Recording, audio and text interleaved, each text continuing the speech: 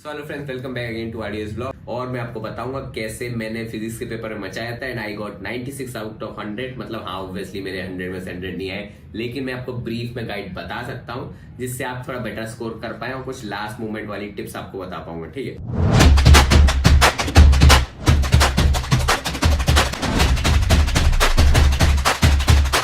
तो सबसे पहली टिप तो ये है कि अब आपको मोस्ट प्रोबेबली सारे PYQs के क्वेश्चन रट लेने चाहिए। मतलब आपने एक बार सॉल्व कर लेनी चाहिए। आपको पता होना चाहिए कि पिछले साल पेपर्स में क्या आया था। तो अगर आपने 10 साल के प्रीवियस ईयर के क्वेश्चन पेपर्स नहीं करे तो अभी लगा लीजिए, ये बेस्ट टाइम है। लास्ट मोमेंट पे यही लगाना मेरे हिसाब से सबसे बेस्ट होता है, क्योंकि जैसा कि आपको पता होगा board exams are the easiest exams in the country. सही सुना आपने, इससे ज्यादा इजी एग्जाम्स कोई हो ही नहीं सकते बोर्ड से ज्यादा। तो अगर आपको हाई स्कोर करना है तो याद रखिए previous year questions are the must. मैं कह रहा हूं आपको प्लेंटी ऑफ क्वेश्चंस जो होंगे वो रिपीट हो जाएंगे और हार्डली एक दो क्वेश्चंस नए होंगे। और मैं आपको बता दूं, आपको डेरिवेशंस वगैरह याद रखने हैं, क्योंकि मुझे पता है कि फिजिक्स में डेरिवेशन आराम से आ जाते हैं और मेरा इसी में थोड़े से मार्क्स कटे थे। और मैं आपको एक टिप्स बताता हूँ कि जब भी आप पेपर लिखें आप कुछ भी खाली मत छोड़िए और टू द पॉइंट लिखिए आंसर। ये नहीं कि अगर आपका 3 मार्क्स क्वेश्चन है तो पूरा आधा पेज भर दिए, उससे आपका ही नुकसान होगा। मैं आपको बता देता हूँ, क्योंकि जो भी बोर्ड की चेकिंग करते हैं टीचर, उन पे हजारों कॉपी होती है चेक करने के और उनको ऐसे पैसे मिलते हैं कि जितने ज्यादा कॉपीज वो चेक कर पाएंगे उतना ज्यादा उनका मतलब उनको पैसा मिलेगा। तो अब आप सोचो, आपने 3 मार्क्स के क्वेश्चन पे आधे आधे पेज भर दिए, टीचर थोड़ी वो पढ़ेगा, वो फ्रस्ट्रेट हो जाएगा। हो सकता है आपको क्रॉस दे दे क्योंकि उसे कीवर्ड्स नहीं मिलेंगे। याद रखिए कीवर्ड्स आर द मस्ट। कोई भी डेफिनेशन वगैरह पूछी गई है तो आपको कीवर्ड्स लिखने हैं।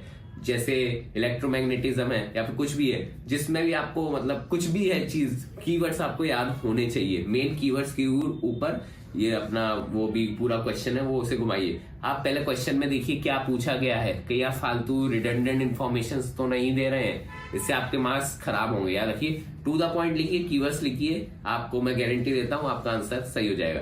अब मैं आपको अपनी स्टोरी सुनाता हूँ। जब मेरा बोर्ड का एग्जाम था तो अभी आपको पता होगा 70 आउट ऑफ 70 आप ला सकते हो। मेरे हिसाब से 30 मार्क्स शायद उसके होते हैं प्रैक्टिकल से। फिजिक्स का प्रैक्टिकल होता है, ठीक है, याद रखना। और मेरे लगभग आए थे 66 मार्क्स आए थे आउट ऑफ 70, ठीक है। तो मेरे 4 मार्क्स कट गए थे। अब मैं आपको एक मजेदार चीज बताता हूँ, एक्चुअल में मेरे 4 नहीं, मेरे 10 मार्क्स कटने चाहिए थे, बल्कि क्योंकि मेरे को 2 क्वेश्चन नहीं आते थे, सही सुना, जिनका टोटल सबमिशन था 10 मार्क्स। तो आई वॉज थिंकिंग अब क्या होगा भाई, 10 मार्क्स का तो मेरे को आता ही नहीं है। तो व्हाट आई डिड वाज कि मैंने उस क्वेश्चन को खाली नहीं छोड़ा। पहली बात, जो भी मुझे आता था उस क्वेश्चन से रिलेटेड, ऐसा तो नहीं था कि बिल्कुल ही चैप्टर नहीं आता था ऑब्वियसली, तो I try to write in it. क्योंकि CBSE में स्टेप मार्किंग होती है, अगर आपको पूरा डेरिवेशन नहीं आ रहा है तो भी आप पूरा क्वेश्चन लिखिए, मतलब जहां तक आता है उतना तो लिख दीजिए। अगर आप खाली छोड़ोगे तो ऑब्वियसली आपका बेड़ा गर्क हो जाएगा और आपको मार्क्स नहीं मिलेगा। लेकिन अगर आप कुछ स्टेप्स लिख देते हैं उसके, तो इससे आपका फायदा है। 10 में से अगर 10 मार्क्स का क्वेश्चन है, 10 मार्क्स का तो वैसे क्वेश्चन होता है, सपोज 6 मार्क्स का क्वेश्चन है, आधा सही करा है तो 3 मार्क्स आपको मिल जाएंगे। तो सिमिलरली मेरे केस में भी यही हुआ था, मुझे 10 मार्क्स का नहीं आता था, लेकिन मैंने कुछ लिख रखा था उसमें और इसी के थ्रू मेरे को 6 मार्क्स एक्स्ट्रा मिल गए थे।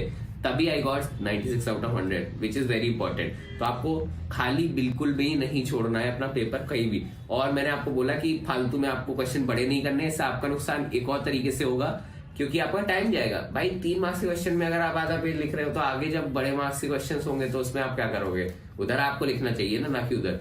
तो याद रखिएगा ये काफी ज्यादा इंपॉर्टेंट है। और रिलैक्स करिए, क्योंकि फिजिक्स का पेपर हो सकता है आपको टफ लगे, क्योंकि हमारे टाइम पे तो हुआ हो गया था कि भाई साहब बहुत टफ पेपर आया, ये वो CBSE का टफेस्ट फिजिक्स का पेपर। ऐसा कुछ नहीं होता भाई। Board exams are the easiest exams.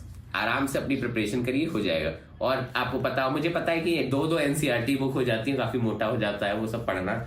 It could be tough, but I would suggest कि आप थोड़े नोट्स वगैरह अगर आपने बना रखे हैं तो उसको रिवाइज करिए और अपना प्रीवियस ईयर के क्वेश्चन पेपर पे ज्यादा फोकस करिए।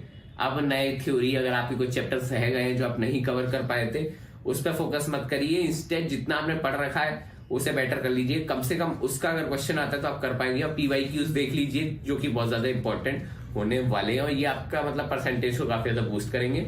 और ऑल द बेस्ट आपके पेपर के लिए। ये एक छोटी सी एडवाइस थी मेरी तरफ से।